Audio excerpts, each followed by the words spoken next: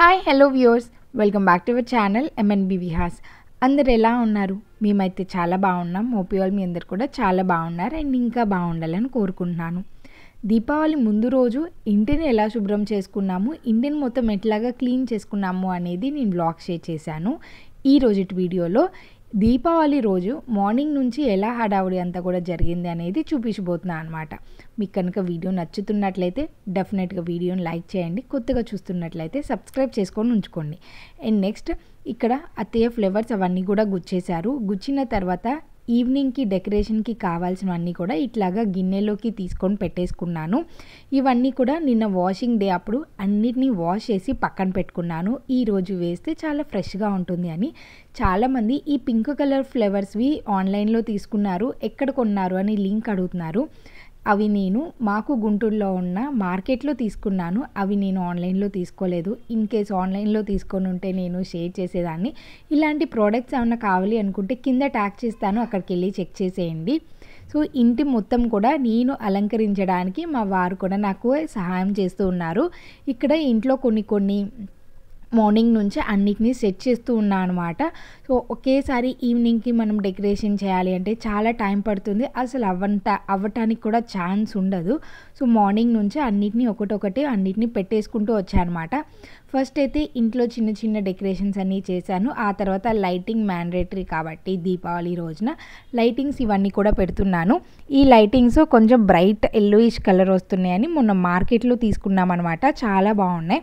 Evening lights వేస్తాం కదా, అప్పుడు మీకు మంచిగా కనిపిస్తాయి. సో ఇక్కడ మేము ఈ డ్రిల్స్ ఉంటాయి కదా, ఈ డ్రిల్స్ మొత్తానికి కూడా ఈ లైటింగ్ పెడుతున్నాము. ఇంతకుముందు ఈ డ్రిల్స్ ఉండేవి కాదు.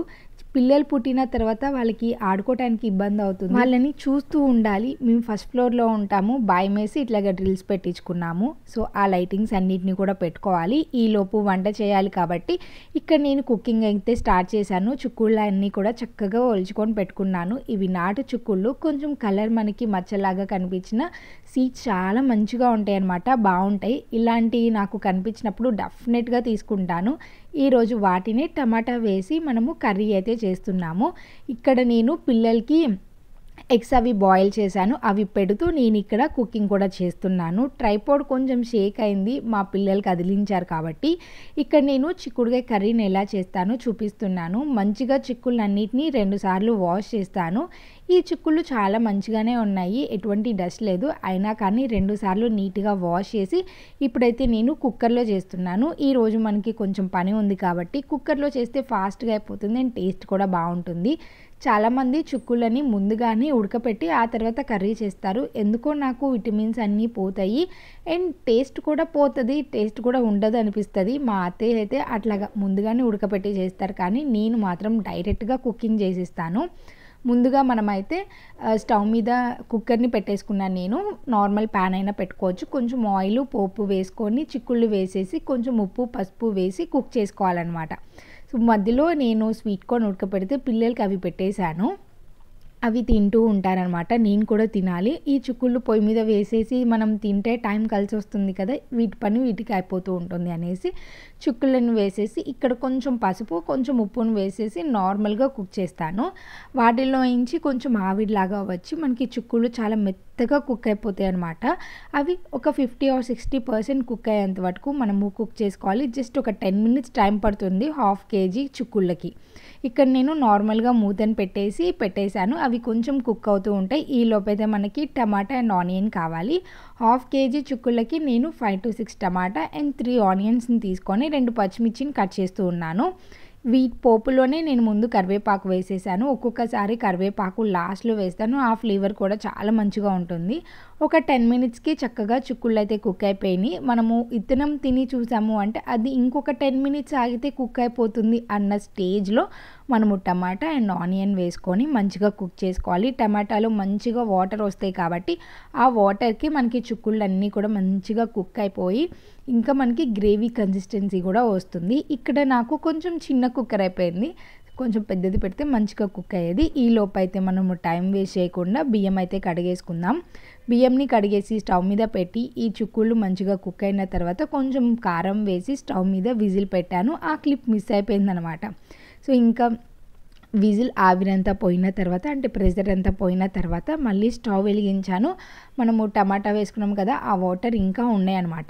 కొంచెం వాటర్ మనకి గ్రేవీకి కరెక్ట్గా ఉంటుంది అనేసి స్టవ్ వెలిగించేసి కొంచెం గరం మసాలా, హోమ్మేడ్ గరం మసాలా, అలాగే కొంచెం కొత్తిమీరని వేసుకొని ఒక 5 మినిట్స్ అట్లా లో ఫ్లేమ్లో కుక్ చేసుకున్నాము అంటే కన్సిస్టెన్సీ కరెక్ట్గా వస్తుంది. ఇంకా దాని నుంచి నేను గిన్నెలోకి సపరేట్ చేసి పెట్టేశాను. ఇంకా ఇప్పుడైతే మేము తింటున్నాం అనమాట. ఇందాక వేడివేడిగా ఉన్నప్పుడు స్వీట్ కార్న్ పిల్లలు తినలేదు, మేము తినలేదు. సో అందుకే తర్వాత కొంచెం చల్లారిన తర్వాత తిన్నాము. ఇంకా ఆఫ్టర్నూన్ కొంచెం లంచ్ అది ఫినిష్ చేసుకొని ఈవినింగ్ కోసము మెట్లు అవన్నీ కూడా నీట్గా కడిగేసి ఇట్లాగా ముగ్గులు వేసి గుమ్మాల్ని కూడా పూజించేశాను. ఈవినింగ్ హడావుడి తక్కువ ఉంటుంది, కొంచెం టైం మనము స్పెండ్ చేయవచ్చు ఫొటోస్ అవి దిగటానికి అనేసి. ఇదిగోండి చక్కగా వీటన్నిటికీ కూడా ముగ్గులు వేసి పసుపు కుంకుమతో అలంకరించాను. అప్పటికే 5 అయిపోయిందనమాట, ఈవినింగ్ 5 అయిపోయింది ఈ టైము. ఇంకా చక్కగా లైటింగ్స్ పెట్టాం కదా, వాటిని వేసేసాను. సో ఈ వీడియోలో నేను ఫుల్ మొత్తం వీడియో పెట్టాలి అంటే అది చాలా లెంతీ అయిపోతుంది అనేసి నేను కొంచెం వీడియో ఈరోజు మిగతా ఆఫ్ ది రేపటి వీడియోలో మీరు చూడొచ్చు. చక్కగా చూసారా, లైటింగ్స్ వేసిన తర్వాత ఆ లుక్కే చాలా డిఫరెంట్గా అనిపిస్తుంది. ఈ లైటింగ్స్ ఇప్పుడు పెట్టామా, ఈ లైటింగ్స్ ఇంకా మనము న్యూ ఇయర్ దాకా తీసే పని లేదు. ఇట్లాగా నా దగ్గర ఆర్టిఫిషియల్ ఫ్లవర్స్ ఇవన్నీ ఉంటే చక్కగా గుమ్మాలకి వాటన్నిటికీ కూడా పెట్టేశాను. స్వామివారికి మాత్రం ఖచ్చితంగా మనము న్యాచురల్ ఫ్లవర్స్నే యూజ్ చేస్తాం, ఓన్లీ డెకరేషన్ పార్ట్కి మాత్రమే ఆర్టిఫిషియల్ ఫ్లవర్స్. గుమ్మంకి నిన్న నేను చూపించాను కదా పసుపు వేశాను, పసుపు కలరు అని. ఇంకా నేను డిజైన్ అయితే ఏమి వేయలేదు, ఎందుకంటే నాకు అస్సలు ధైర్యం రావట్లేదు డిజైన్ వేయటానికి. అందుకే నార్మల్ ముగ్గు వేసేసి పసుపు కుంకుమ అలంకరించి ఇంటి ముందు చిన్నగా డెకరేషన్ అయితే చేశాను. గుమ్మాలకి ఇట్లాగా పూలు అవన్నీ కూడా అలంకరించాను. నాకైతే దీపావళి ముందుగానే ఇట్లాగా ఇంటినంతా అలంకరించుకొని ఒక 2 రోజుల ముందు నుంచే ఆ వైబ్ని ఫీల్ అవుదామని అనిపిస్తుంది. ఈ లైటింగ్స్ వెళ్తురే మనకి కెమెరాలో అంత మంచిగా క్యాప్చర్ అవ్వదు, బట్ విడిగా మాత్రం చాలా మంచిగా ఉంటుందన్నమాట. ఇంటిని మొత్తం కూడా చాలా మంచిగా అలంకరించాను. రేపటి వీడియోలో దివాళీ రోజు ఇంటిని ఎలాగ అలంకరించుకున్నాను అనే దాంతో పాటు నేను మా హోమ్ టూర్ని కూడా చూపించబోతున్నాను. మీరు అస్సలు ఆ వీడియోని మిస్ అవ్వకండి, చాలా మంచిగా ఉంటుంది. మీకు కనుక వీడియో నచ్చితే డెఫినెట్గా లైక్ చేసి సబ్స్క్రైబ్ చేయండి. Thank you.